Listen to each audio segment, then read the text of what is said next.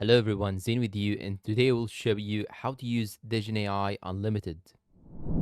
Now you need to know that first when you go and search for Digen AI and log in into your account, here you can find out that you will have 300 credits, but I already spent some of them creating some videos. And in order to use it unlimited, you can simply go and search for temp mail in your browser. Then you can go and open any one of these websites and create temporary emails. And on these temporary emails, you can go back, log in into the account with the temporary email. After logging in with the temporary email, you'll get 300 credits for each email. So let's say that I will create 10 emails a day. So that this means that I will have 3,000 credits per day for these 10 accounts. So this is the way that we can actually use Digen AI unlimitedly for unlimited times. And the process is very simple and easy. Here you get the email, you can simply copy it.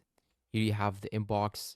You can check your inbox for the OTP. After receiving the OTP, you can type it right here and you will be able to use the email right away.